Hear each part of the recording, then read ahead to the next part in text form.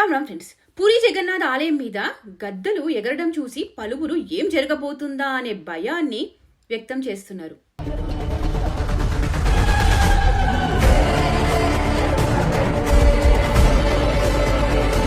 దీనికి కారణాలు లేకపోలేదు.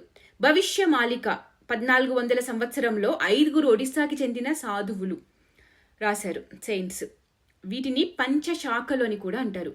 ఇవి తాటాకుల మీద, పామ్ లీవ్స్ మీద రాయపడినవి. వీటిలో కలియుగం ఎప్పుడు అంతమవుతుంది, సత్యయుగం ఎప్పుడు మొదలైంది, భవిష్యమాలిక అంటే భవిష్యత్తులో ఏం జరుగుతుంది, ఇలా అన్ని విషయాలకు సంబంధించిన సమాచారం ఉంది అని నమ్ముతారు.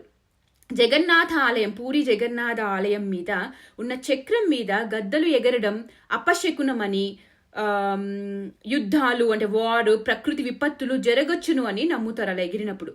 13 ఏప్రిల్ 2025 ఇలానే గద్దలు చుట్టుముట్టాయి. 22 ఏప్రిల్ 2025 పహల్గాం దాడి జరిగింది. 2 నవంబర్ 2025 ఆరతి సడన్ గా ఆగిపోయిందని, 10 నవంబర్న ఢిల్లీ ఉగ్రవాదులు దాడులు చేశారని, ఇప్పుడు డిసెంబర్ 12న ఇలా గద్దలు చుట్టుముట్టడాన్ని చూసి వచ్చే 10 రోజుల్లో ఏం విపత్తు వస్తుంది అని కొందరు భయాన్ని, ఆందోళనని వ్యక్తం చేస్తున్నారు.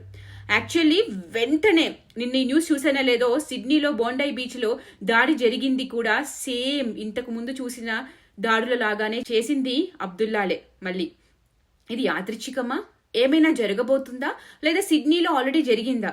మీరేమనుకుంటున్నారు? ఏదేమైనప్పటికీ అందరూ అప్రమత్తంగా ఉండండి, కేర్ఫుల్గా ఉంటే తప్పేం లేదు కదా. డిసెంబర్ 14 నుంచి 8 రోజుల యూదుల పండుగ హనుక్కా ప్రారంభం కానుంది. నిన్న ఆల్రెడీ అయ్యింది, అందుకే సిడ్నీలో అటాక్ జరిగింది. భద్రతా సంస్థల సూచనలు పాటించండి. అనుమానాస్పద వ్యక్తులు, వస్తువులు కనిపిస్తే వెంటనే సమాచారం ఇవ్వండి. పుకార్లు, అప్రమాణిక సమాచారం షేర్ చేయవద్దు.